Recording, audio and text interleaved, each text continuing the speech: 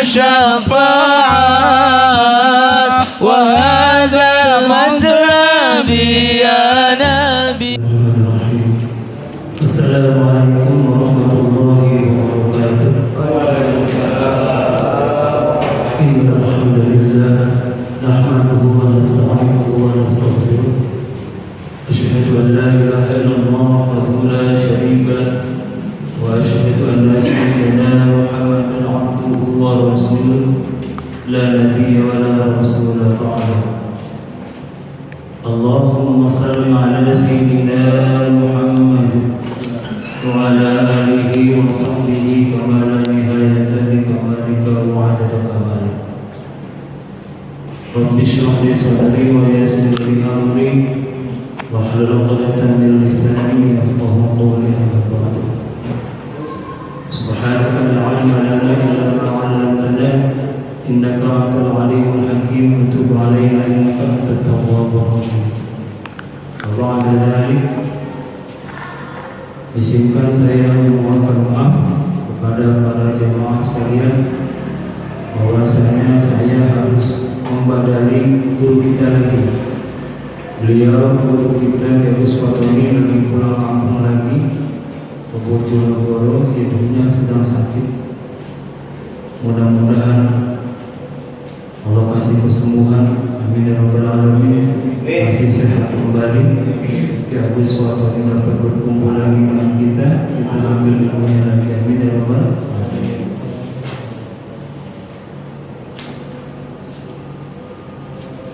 Mari kita mulai kajian kita memasuki hadis yang keempat.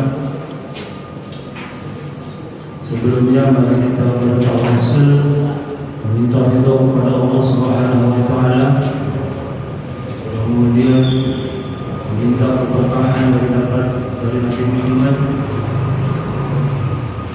kemudian meminta keberkahan juga dari para ulama, para syuhada, as-salihin, kepada bapak-bapak kita, orang tua kita, ibu-ibu kita, nenek moyang kita, dan mudah-mudahan dapat memberkahi kepada anak, istri, cucu-cucu kita di rumah. Yang kita dapat bisa kita ajarkan kembali di rumah, bisa kita amalkan, akhirnya ditiru oleh keluarga kita di rumah. Berarti termasuk ini yang bermanfaat. Amin ya rabbal alamin. Ila hadratin Nabi Mustafa Rasulullah sallallahu alaihi wasallam wa ala alihi wa azwajihi wa dhurriyyatihi wa usrihi wa furu'ihi wa khawasihi wa ahli baitihi والتابعين وتابعا تابعا ومن تبعهم بإحسان إلى يوم الدين وعلينا معهم بمنك ورحمتك يا أرحم الراحمين يا الله الكريم. شهد الله لهم الفاتحة. أعوذ بالله من الشيطان الرجيم. بسم الله الرحمن الرحيم. الحمد لله رب العالمين الرحمن الرحيم مالك يوم الدين. إياك نعبد وإياك نستعين. الصراط المستقيم صراط الذين أنعمت عليهم غير المغضوب عليهم ولا الضالين. رب اغفر لنا ولوالدينا آمين.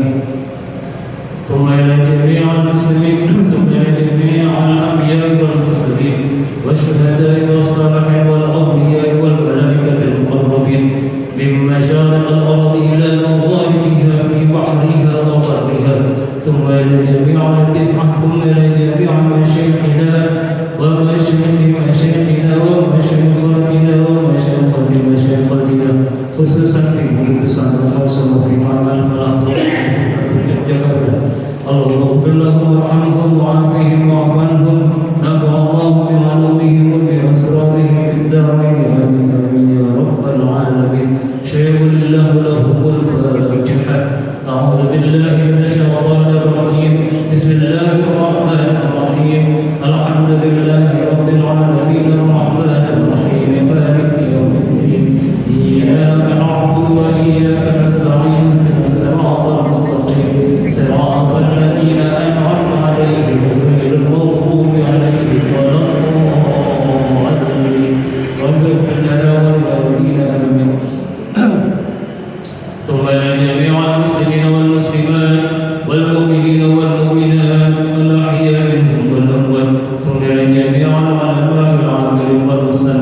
khususan melaksanakan pagi hari kita di bawah Aidil Masuriyah Syekh Muhammad Ibrahim Al-Masuri, Syekh Muhammad Abu Bakar Al-Masuri, nafa'allahu ta'ala wa tahsawu darina min rabbil alamin. Thumma jami'a abaina wa ummahatina wa ajdadina wa jaddatina wa usrina wa furu'ina wa khawasina wa ahli baitina khususan nabiyina wa ummina wa jaddina wa jaddatina wa rahmatina.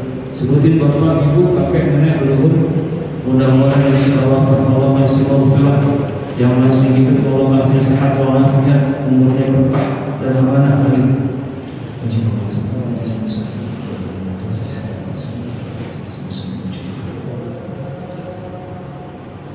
وأصولهم وفروعهم وخواسهم وأهل بيتهم اللهم اغفر لهم وارحمهم وعافهم واعف عنهم نفع الله بعلومهم وبأسرارهم في الدارين آمين يا رب العالمين.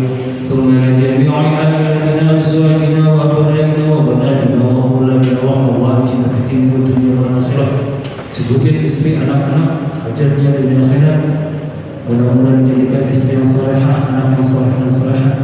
Yang lagi sakit Allah kasih kesembuhan, anak-anak yang masih sekolah Allah kasih biaya yang cukup, yang masih motor Allah kasih putus, Allah kasih istiqomah, Allah kasih bekal yang cukup. Amin ya rabbal alamin.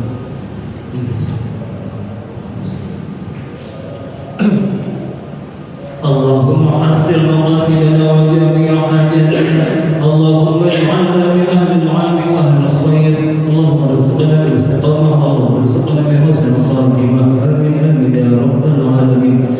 Thumma la jami'a talamidina wa tilmidatina ila markaz khususan menjawab fi hadzal majlis. Allahumma hasil maqasidana wa jami'a hajatina, Allahumma iftah lana abtuhal 'arifin bi hikmatik wa ansur 'alaina bi rahmatika lakina ma nasina ya jalal wal ikram. Thumma ila ruhani wa baqi usbatuni wa walidayhi, Allah kasih sehat walafiat, Allah kasih selamat. Amin ya rabbal alamin. Ibunya bisa bermanfaat di dunia akhirat. Amin ya rabbal alamin. Syai'ulillah lahumul Fatihah. A'udzu billahi minasy syaithanir rajim. Bismillahirrahmanirrahim. Alhamdulillahi rabbil alamin arrahmanir rahim maliki yaumiddin. Iyyaka na'budu wa iyyaka nasta'in. Ihdinas siratal mustaqim, siratal ladzina an'amta 'alaihim ghairil maghdubi 'alaihim waladdallin. Bismillahirrahmanirrahim. Hadis yang nomor 4. Al-haditsu tawi hadis ar-rabi'u kang kaping 4. Al-haditsu adapun hadis ar-rabi'u yang nomor 4 iku al-hassu anjuran. Itu al-hassu menerangkan tentang anjuran ala talabil ilmi, di dalam menuntut ilmu. Kalau yang sama anak pesantren bilangnya ala talabil ilmi, ingatase nyuprih ilmu. Bismillahirrahmanirrahim. Hadis ini akan bercerita bagaimana fadilahnya orang yang menuntut ilmu, atau dorongan atau anjuran bagaimana kita semangat untuk menuntut ilmu. Saya saling sama bapak-bapak, umurnya lebih tua dari saya.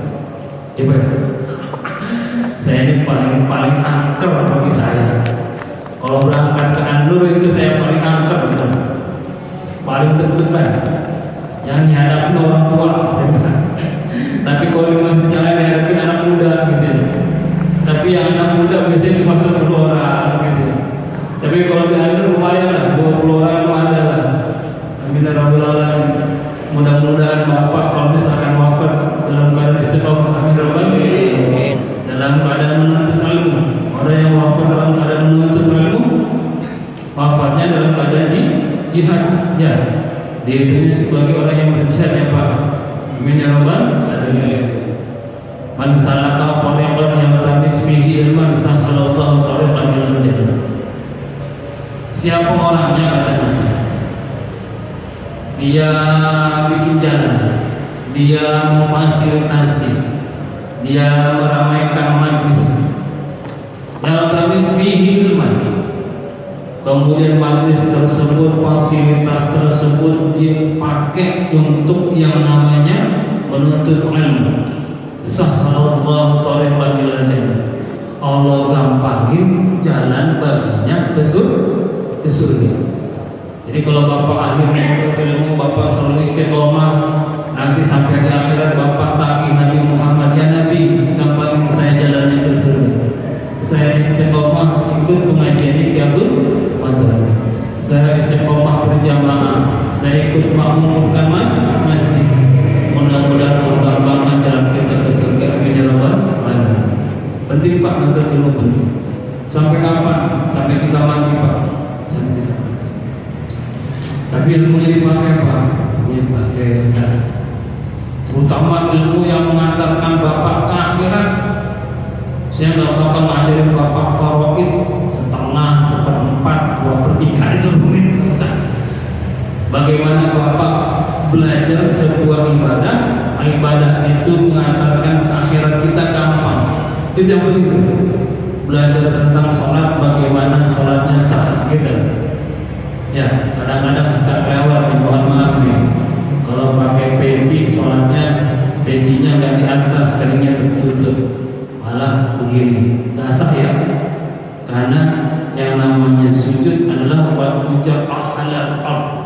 Yang namanya sujud adalah wajah menaruh kening di atas tanah atau misalkan di atas lantai.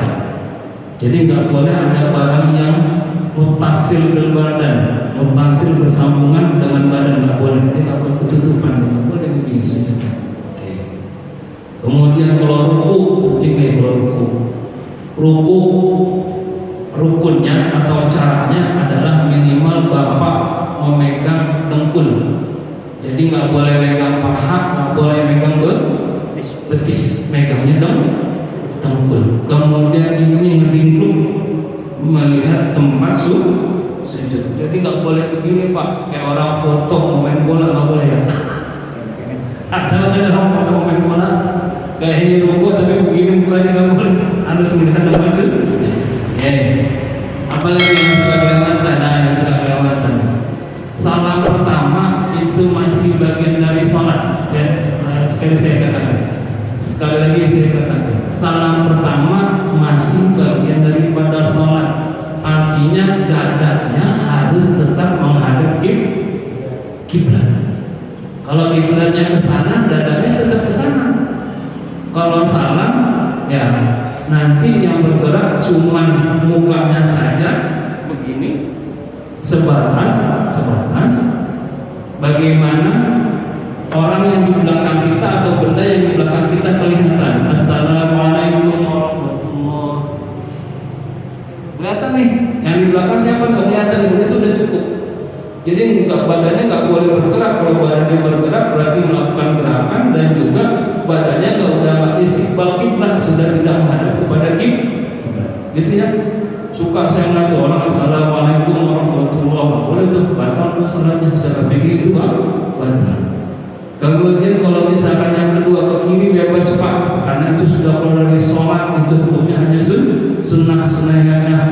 Jadi kalau Bapak assalamualaikum warahmatullahi wabarakatuh, gitu ya, nggak apa-apa tuh. Itu yang kedua. Tapi yang pertama sama sekali nggak boleh. Badan harus tetap menghadap kiblat. Itu pentingnya, itu penting. Kemudian bangun dari ruku nih, saya suka kadang-kadang sekali lagi maaf nih.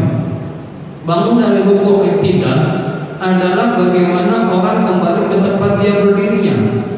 Kalau misalkan dalam berdirinya kita disunahkan untuk sedekah, berarti sunnah untuk sedekah. Tapi kalau Bapak nggak biasa ngejalanin, nggak apa-apa, karena sedekah hukumnya sunnah. Gitu ya.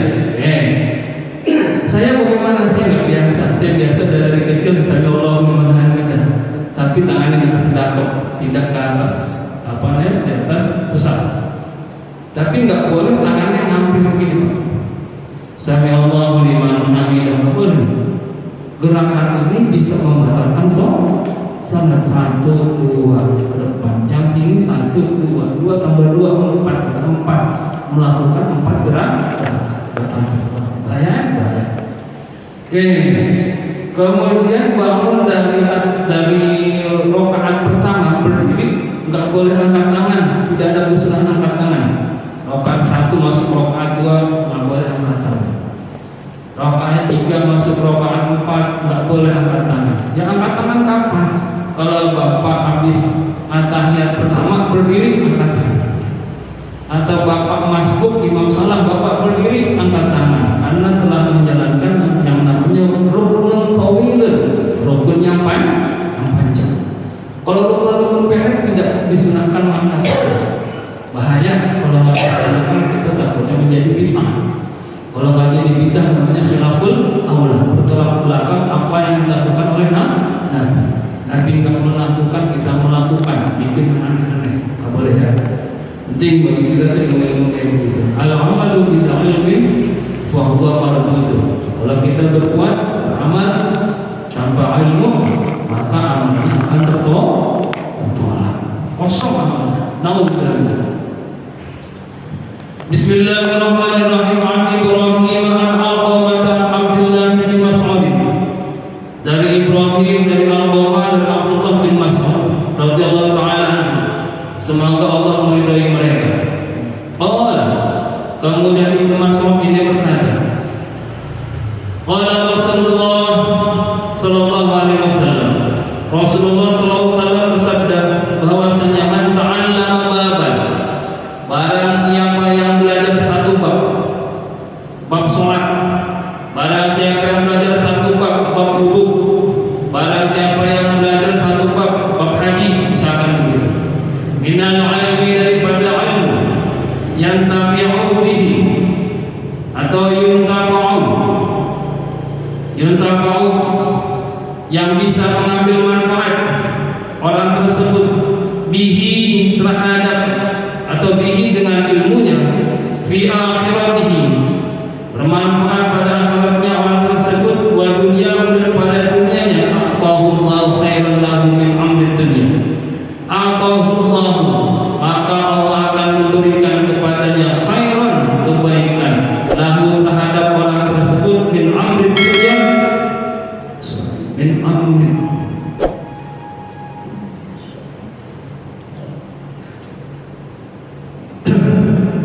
min amri dunya, dari umurnya di dunia, sab'ata alafi sanatin, sebanyak 70 tahun. Ya.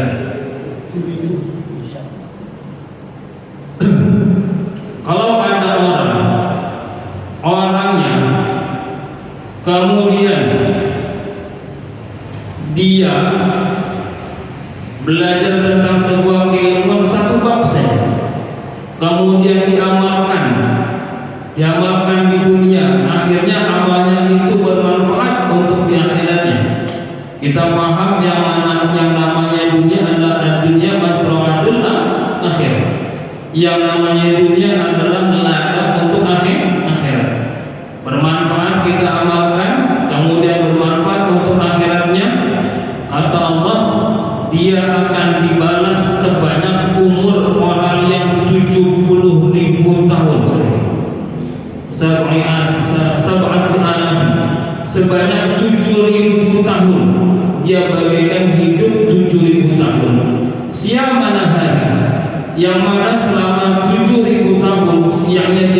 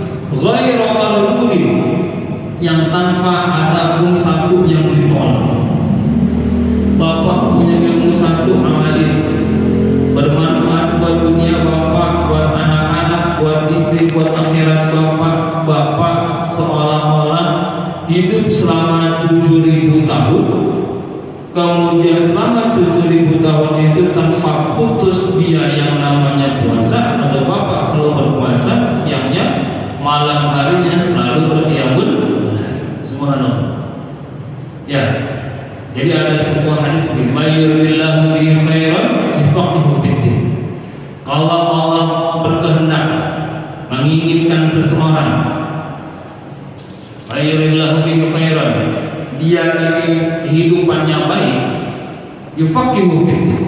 Maka Allah akan memberikan jalan dia untuk memahami agama. Kalau misalkan anak bapak disuruh mondok mau mondok, berarti Allah lagi kasih iradah terhadap anak bapak masa depannya baik, gitu ya. Atau ada hadis lagi, man arada dunya fa alaihi bil ilmi wa man arada al akhirah fa alaihi bil ilmi wa man aradahuma fa alaihi bil ilmi. Siapa yang pengen dunianya sukses pakai ilmu, kalau nggak pakai ilmu, mohon maaf, jadi cleaning service. Kalau nggak pakai ilmu, jadi pemulung. Siapa yang ingin akhiratnya sukses, dunianya sukses, pakai ilmu, mondoknya yang benar. Kalau mondoknya nggak benar, pulangnya jadi berbot. Misalkan begitu ya. Kalau mondoknya benar, nggak cuma dahar modal ulin, dahar bolin, pulangnya benar, jadi Pak Ustadz, jadi Pak Guru, jadi Pak Kiai. Ya. Kalau mondoknya cuma dahar modal ulin, lewat, ya, kastrol ya, al-kastroliyah gitu ya. Lewat lagi, pulang-pulang paling jadi merbuat, mohon maaf. Ya, saya pengen memotivasi siapapun yang mondok, anaknya mudah-mudahan benar. Ya, anaknya istiqomah, kalau masih amin ya rabbal alamin. Anak saya lagi mondok Pak, dua-duanya Pak. Saya di rumah berdua aja sama istri Pak, kesepian. Anak saya mondok dua-duanya. Mudah-mudahan masih amin. Wa qala Nabi sallallahu alaihi wasallam, ana madinatul ilm. Kemudian Nabi Muhammad sallallahu alaihi wasallam pernah bersabda, ana saya madinatul ilmi, kotanya ilmu. Saya ini gudangnya ilmu. Ilmu apa aja aku kuasai. Wa ali babuha, wa ali dan adapun ali sepupu saya, mantu saya. Kata Nabi Sayyidina Ali katanya, itu babuha, yang namanya pintunya kota tersebut. Atau misalkan Nabi itu kota itu yang namanya Sayyidina Ali adalah pintunya. Jadi pintu ilmunya aja Pak, udah keren Pak. Falamma sami'a al-khawarij hadzal hadis, falamma sami'a, ketika mendengar al-khawarij, orang-orang khawarij, hadzal hadis, terhadap ini hadis, hasadu, mereka hasud Ali yang terhadap Ali. Wajtama asyratu nafarin, kemudian berkumpullah 10 orang, 10 kelompok an kibarihim, dari pembesarnya orang-orang khawarij. Inna nas'alu minhum mas'alatan wahidah. Mereka berkata begini, kita akan bertanya, inna nas'alu, sungguh kita akan bertanya, anhu, terhadap Ali, mas'alatan, terhadap masalah wahidatan yang satu. Kita tanya Ali, masalahnya satu aja. Wa na'u kaifa yajibu, wa na'u, dan bakal kita melihat kaifa yajibu, bagaimana Ali menjawabnya lana terhadap kita. Falau ajaba kullu wahidin minna jawaban akhar, kalau misalkan aja Ali nanti menjawabnya dengan jawaban yang berbeda, na'lamu annahu alimun, kita bahwasanya harus yakin Sayyidina Ali adalah orang yang alim, orang yang berilmu. Kama qala Nabi sallallahu alaihi wasallam, seperti apa yang dikatakan oleh Kanjeng Nabi Muhammad sallallahu alaihi wasallam. Faja'a wahidun minhum, kemudian satu orang datang, ada 10 orang nih kumpul nih, orang-orang khawarij, orang-orang yang para hasud sama Sayyidina Ali. Katanya Ali babul ilmi, ayo kita tes yuk, kita kasih satu pertanyaan, kalau Sayyidina Ali jawabnya itu aja dengan jawaban yang sama, berarti dia nggak alim, berarti nggak dia nggak ilmuwan, berarti nggak dia nggak cendekia, berarti bukan kiai, bukan ulama.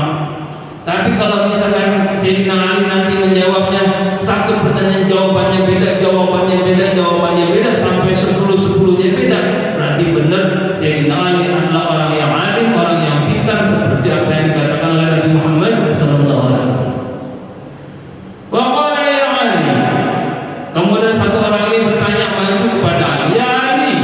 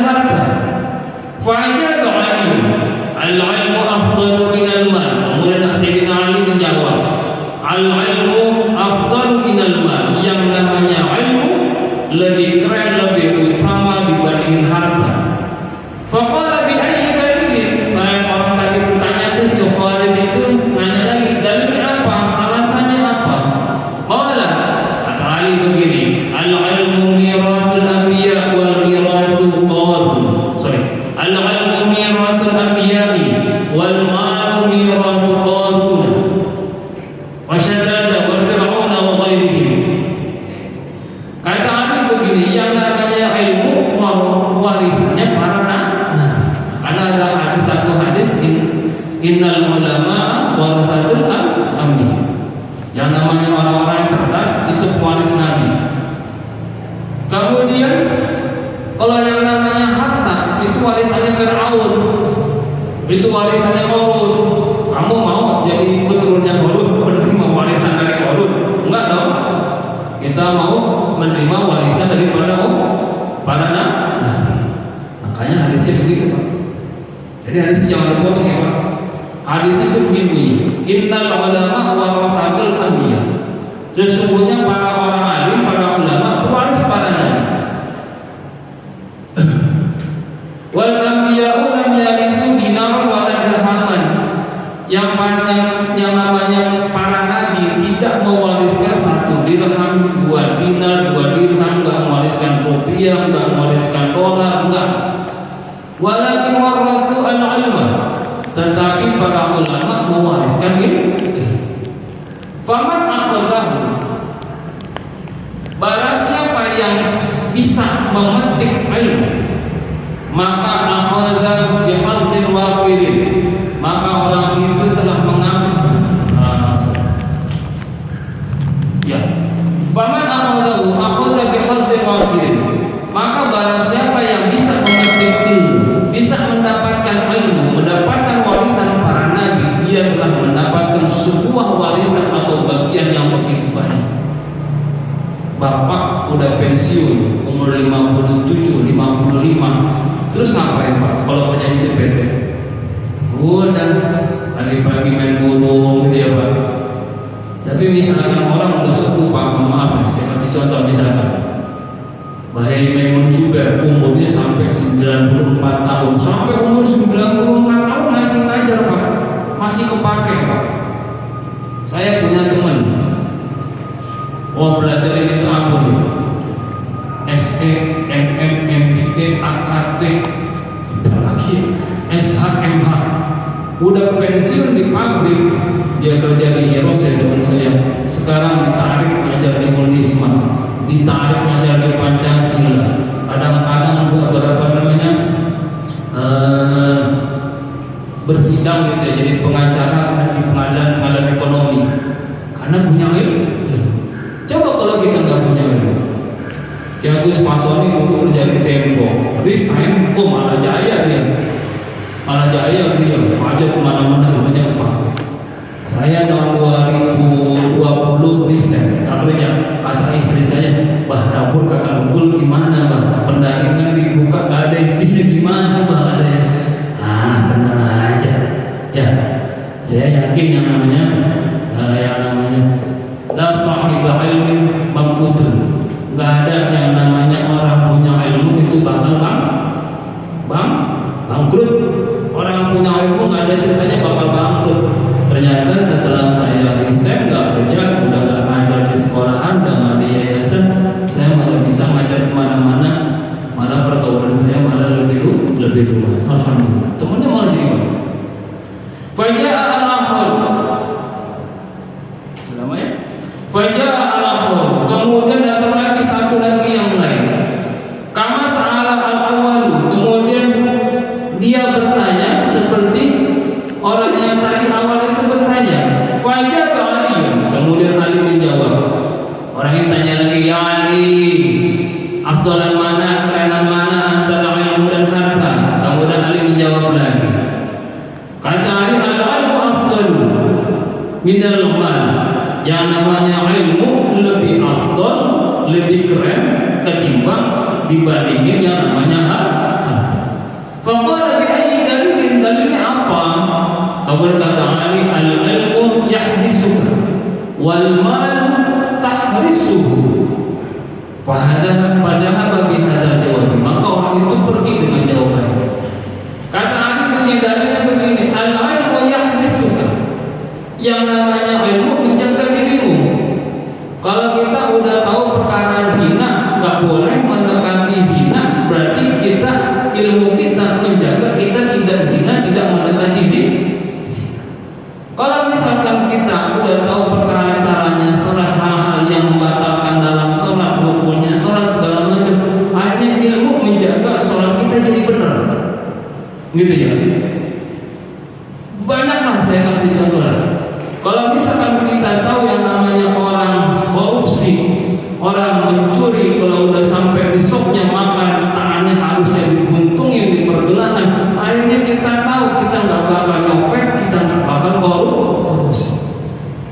Ilmu menjaga kita. Tapi beda lagi sama harta. Gara-gara harta kita nggak bisa tidur. Gara-gara harta kita yang menjaga harta.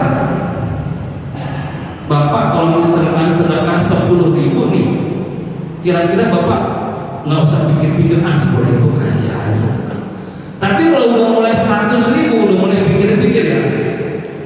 Al-Fatihah mengadakan maulid Nabi, biayanya sekian. Yang baru masuk baru 18%. Padahal itu orang Al-Fatihah isinya di anggota grupnya ada 700 orang. Kalau satu orang 100.000 saya pikir clear itu tutup itu selesai guys. Ya, kita pelit banget kalau misalkan yang namanya harta. Kita jaga banget, wow kembali. Tapi kalau misalkan kita bersedekah ilmu nih, kira-kira gampang nggak? Bapak ada teman sholatnya kalau udah selesai sholat nggak boleh kalau batal. Padahal kita tuh dulu dapat ilmu yang mondoknya lama Pak. Tapi kita dengan ilmu kita bisa bermurah hati. Tapi dengan harta kita jadi orang Nauzubillah. Tidak. Oke. Wajah jangan tersinggung Pak. Saya memotivasi bapak-bapak yang ada di grup Al-Fatihah, yuk urunan yuk ikut nyumbang yuk. Biar acara maulidnya sukses yuk. Kasihan masuk baru ada 18% dari ibu dibutuhkan laporan dari pagi. Wajah wahidun minhum. Kemudian datang satu lagi. Nah satu lagi bertanya, wasala kama sala al-awwal wasani. Orang ini bertanya seperti pertanyaannya orang yang pertama dan yang kedua. Fa'ijabah yani sama kayak tadi yani. Kerana mana afdal mana antara ilmu sama harta. Kemudian Ali menjawabnya begini, kerana ilmu, katanya kerana ilmu lah dibanding harta. Biaya dalilnya apa? Kemudian kata Ali, lisahibil mali aduun katsir. Kalau orang punya harta, musuhnya banyak Pak. Kalau orang punya harta, musuhnya banyak. Ya, saingannya banyak. Minimal saingan lah. Bapak jadi kontraktor, tahu-tahu datang ke Kiai, Pak Kiai minta doanya Pak Kiai. Mudah-mudahan ini deal. Ada saingan saya di berat nih. Kalau misalkan kalau yang menang biasanya suka main yang gelap-gelap, minta doanya Pak Kiai. Itu tuh. Kalau misalkan orang punya duit, musuhnya banyak. Ya. Kata Ali kemudian wasahibul ilmi, wasahibul ilmi sadiqul katsir. Dan bagi orang yang memiliki ilmu, temannya banyak.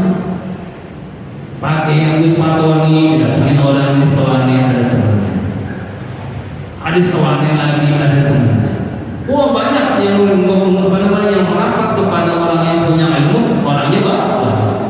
Tapi kalau misalkan orang yang punya harta merapatnya pas ada lagi mau. Oke. Kemudian lanjutannya bapak-bapak bisa baca lagi pertanyaan sama yang keempat. Kata Ali begini,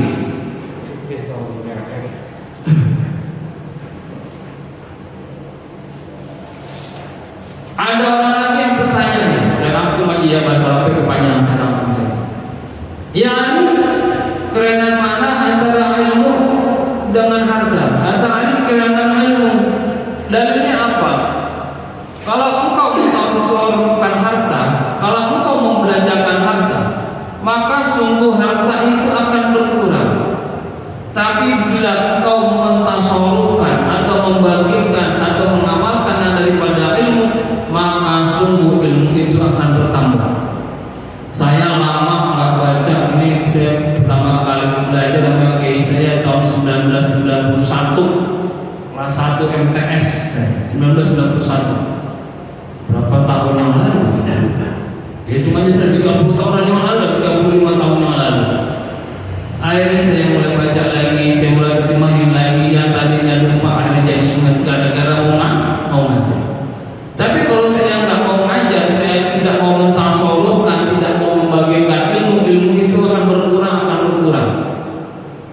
Ilmu kalau nggak dibagi, ilmu itu akan berkurang. Bapak nanya sama saya, tuh kayak Gus Martoni, oh kita pasti semangat Pak. Karena kalau misalkan nggak bisa jawab, kita akan mutolaah lagi, kita akan buka kitab lagi. Semangat kita Pak. Nggak boleh yang namanya ulama itu kitman, ngumpetin ilmu nggak boleh. Pakai caranya ini bagaimana pakai? Oh, mohon maaf ya, namanya belajar dong, mondok nggak boleh gitu. Pasti harus dijawab. Kalau kita nggak bisa sebentar ya, satu hari dulu saya buka kitab dulu, saya mau tolak dulu. Wah, ilmu kita tambah lagi Pak, yang tadinya lupa jadi ingat. Tapi kalau misalkan kita mentausurufkan harta gitu ya, gajian misalkan 7 juta, nyumbang misalkan maaf deh, nyumbang 100.000, udah kayak lompat. Ya, tinggal 6.900. Besokannya beli beras, kelong lagi Pak, 6.800. Ngisi bensin full tank, kelong lagi Pak, kurang lagi Pak 50.000, terus saja. Kalau ilmu tidak Pak, ilmu tidak. Yang kelima, kalau misalkan ada orang punya harta, kata Sayyidina Ali, kalau ada orang punya harta, dia ini pasti dipanggilnya si pelit. Ah pelit, kaya. Ada acara di masjid, nyumbangnya cuma 200.000, misalkan begitu. Ya nggak? Oh, kaya, tapi mau minta ampun pelitnya, pasti dibilangnya begitu. Tapi kalau misalkan orang yang namanya orang berilmu, dia akan dipanggil dengan nama besar, bahwasanya yang mulia atau orang alim, al-alim, al-alamah, sang pemilik ilmu. Kemudian yang keenam, harta dijaga dari pencuri, sedangkan ilmu tidak harus dijaga dari pencuri. Kalau handphone saya ketinggalan, pasti udah hilang Pak. Handphone saya ketinggalan misalkan di dashboard motor, udah hilang Pak. Tapi kalau kitab saya ketinggalan, kira-kira hilang nggak? Baru kitab doang nih. Yang orang juga bingung bacanya apa ya? Ada tulisan al-qalbu. Kalau dibaca al-qalbu hati, kalau dibaca al-qulubu itu mulut pantat gitu ya. Kalau dibacanya qalb, apa namanya? Qalbun, qulub, apa lagi? Bukan, Bulbul itu namanya ciuman. Wah itu udah ngaco banget tuh bacanya itu. Ya, nggak bakal kita bisa baca. Kita beneran di motor itu pasti butuh. Nggak bakal dicuri. Baru kita bilang hafalan saya, ingatan saya, emang bapak bisa curi kan? Nggak bisa. Tapi kalau itu harta, handphone saya ketinggalan di motor, udah lenyap Pak. Ya, sudah kan? Oke. Yang ketujuh, pemilik harta dihisab di hari kiamat, sedangkan pemilik ilmu diberikan syafaat di hari kiamat. Orang punya harta dihisab, dapatnya dari mana, tasawufnya kemana, dapatnya halal nggak, dibelanjakan untuk yang halal nggak, zakatnya keluar nggak, sedekahnya keluar nggak. Tapi kalau orang yang punya ilmu, dia akan diberi syafaat. Karena dia sebagai pewaris para nabi, ikut menjaga ajaran-ajaran Nabi Muhammad. Yang kenapa kita sebutin dikit lagi, harta berkurang dengan lamanya, sedangkan ilmu tidak akan berkurang dan tidak akan besar. Bapak nyimpen dolar, bapak nyimpen rupiah 100.000, zaman kita kecil Pak, misalkan itu tahun 2000 aja. Itu 100.000 misalkan zaman itu bensin masih 4.000, zamannya SBY. Kalau misalkan 4.000 itu bisa beli bensin itu berapa liter ya? 25 liter. Sekarang bapak beli bensin hari ini dengan 100.000 cuma dapat 10 liter. Bapak nyimpan uang ya, uangnya nanti akan berkurang nilainya. Apa namanya? Inflasi ya, namanya inflasi. Ya. Kemudian yang ke-9, harta mengeraskan hati, sedangkan ilmu menyinari hati. Kata Sayyidina Ali, kalau orang punya harta, dia bakal sombong, hatinya jadi keras. Saya Pak, kalau misalkan saya ngajak pakai motor Pak, itu kayaknya itu ada di perumahan sebelah mana itu kayak nggak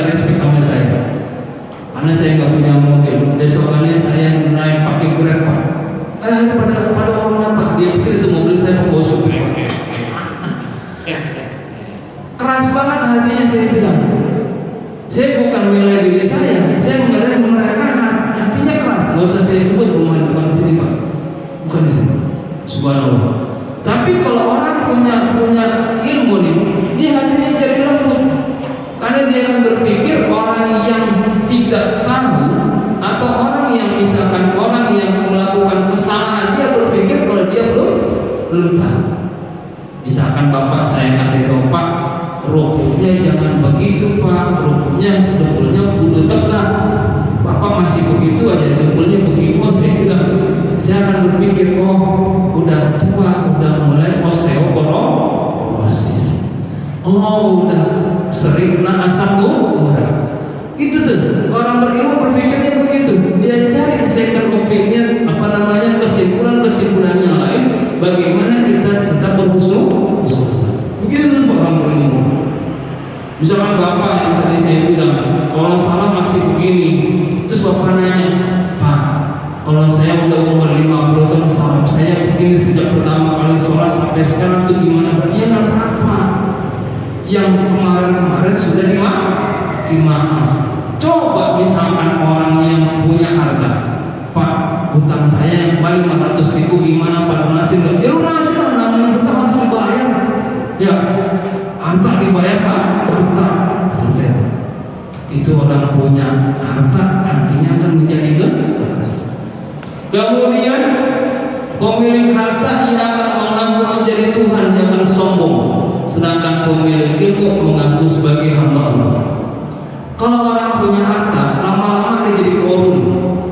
Atau misalkan ada sahabat Sa'labah bin Hatib nih, lagi miskin dia sholat sama Nabi salam dia kabur, plong di rumah, kabur lagi, akhirnya pegang besar, mau kemana lo ada sahabat Nabi?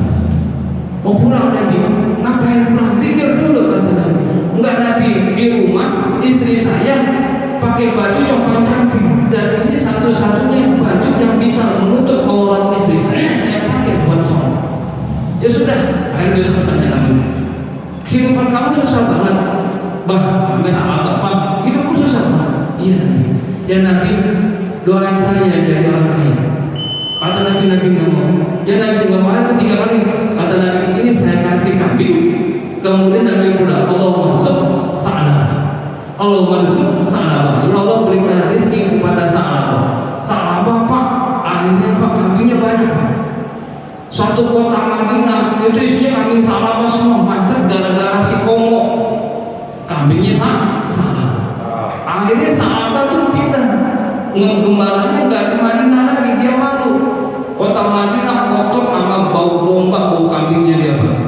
Dia pindah ke gurun, kemudian turun ayat tentang zakat. Kata Nabi, minta zakatnya sama Sa'labah. Kata Sa'labah, enggak, saya nggak bakal membayar zakat. Itu pajak katanya. Itu namanya jizyah, itu pajak. Saya nggak mau dibayar pajak. Saya muslim, kenapa harus saya dibayar pajak? Kata Nabi, enggak, ini zakat, enggak mau Sa'labah. Sampai turun khudh min amwalihim shadaqatan tutahhiruhum wa tuzakkihim. Sampai Nabi wafat, Sa'labah itu masih nggak mau bayar zakat. Akhirnya Sa'labah nangis dengan Nabi wafat. Sa'labah ngeluarin zakat kambingnya ke Khalifah Abu Bakar Siddiq. Kata Khalifah Abu Bakar Siddiq, gimana aku bisa menerima sesuatu yang tidak pernah diterima oleh Rasulullah? Gak mau. Zakatnya gak mau juga diterima oleh Abu Bakar. Ya Pak ya. Yang tadinya orang yang susah kemudian jadi OKB, orang kaya baru, sombongnya minta ampun. Nauzubillah. Tapi kalau orang alim Pak, semakin lama dia semakin menunduk, ilmunya Pak, dia semakin tahu ilmunya, dia semakin rendah hati, semakin tawadu. Ya, mudah-mudahan dapat dipahami, dapat dimanfaat, jadi motivasi Bapak selalu belajar. Selama Bapak belajar tidak ada yang salah, tidak ada yang salah. Ya, saya selalu tidak begini. Kalau Bapak belajar mobil, nggak bakal tilang sama polisi selama mobilnya ada tulisan belajar. Pak, kok sen kanan beloknya ke kiri? Kan saya masih belajar. Bapak ditanya Gusti Allah, kok sholatnya begitu? Kan masih ada tulisan di Gusti Allah, belajar. Enak orang belajar. Tapi kalau Bapak udah nggak mau belajar, sombong,